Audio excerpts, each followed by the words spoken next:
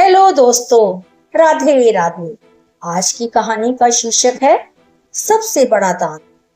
दान पर प्रेरणादायक कहानी। कुरुक्षेत्र के युद्ध के बाद पांचों पांडव भाइयों ने एक महान दान यज्ञ का आयोजन किया और गरीबों को बहुत बड़े उपहार दिए। सभी लोगों ने महानता और समृद्धि पर विस्मय व्यक्त किया और कहा कि इस तरह का दान दुनिया में पहले कभी नहीं देखा।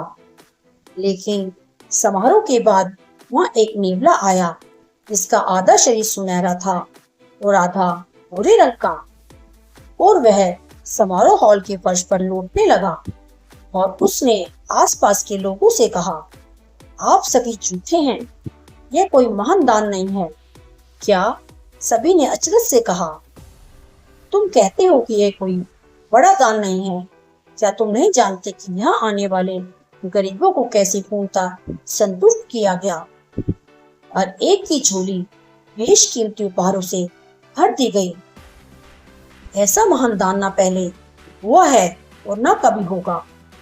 लेकिन नेवला उनकी बातों से संतुष्ट नहीं हुआ।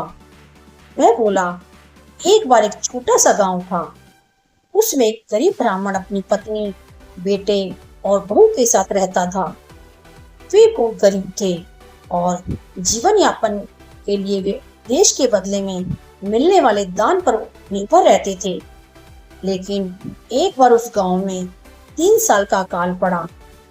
गरीब ब्राह्मण के परिवार का निर्वाह होना बहुत कठिन हो गया। आखिर में गरीब ब्राह्मण बड़ी मुश्किल से भूख से बिलखते अपने परिवार के लिए कहीं से जौ का आटा लेकर आया। बिना किसी देरी के परिवार ने इससे रोटियां तैयार की। आटा कम होने के कारण 4 रोटियां ही बन पाई। सभी के हिस्से में एक एक रोटी आई। मैं चुपचाप एक कोने में बैठा हुआ यह सब देख रहा था कि काश मुझे भी कुछ खाने को मिल जाए, पर कोने में तो कुछ और ही लिखा था। चारों रोटी खाने तत्पर हुए कि भी किसी ने दरवाजे पर दस्तक दी। पिता ने दरवाजा खोला। वहां एक अतिथि खड़ा था। अतिथि ने ब्राह्मण से कहा कि मैं कई दिनों से भूखा हूँ, मुझ पर कृपा करिए, मेरे प्राण भूख से बचा लीजिए। अतिथि को भगवान का दर्जा देने वाला ब्राह्मण फौरन बोला, आपका स्वागत है, कृपया अपना स्थान ग्रहण कीजिए, मैं अभी आपको भोजन कराता हूँ। और ऐसा कहकर उस निर्धन ब्राह्मण ने अपने हिस्से की रोटी अतिथि के सामने परोस दी। अतिथि तो मानो वर्षों से भूखा था। पलक झपकते ही उसने रोटी खत्म कर दी और बोला, हो, आपने तो मुझे मार ही दिया। मैं 10 दिनों से भूखा हूँ और एक रोटी से मेरा कुछ नहीं होने वाला। इससे तो मेरी भूख और भी बढ़ गई। जल्दी से और रोटियां लाइए। पिता असमंजस में पड़ गया।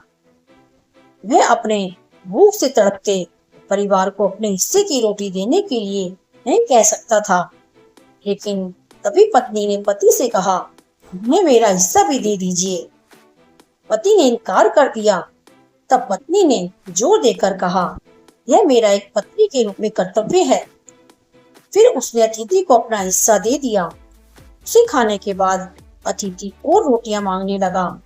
इस बार बेटा आगे बढ़ा और यह बोलते हुए अपनी रोटी अतिथि को परोस दी कि यह एक बेटे का कर्तव्य है कि वह अपने पिता की सम्मान रखने में कोई कसर ना छोड़े।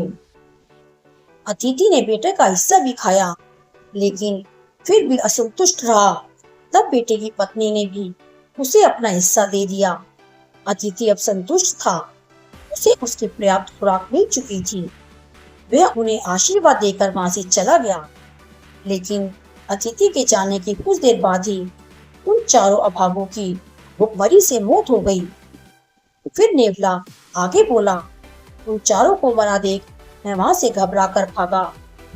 तभी मेरे शरीर का कुछ भाग जमीन पर गिरे आटों के कणों से छू गया और जैसा कि आप देख सकते हैं, तभी से मेरा आधा शरीर सुनहरा हो गया।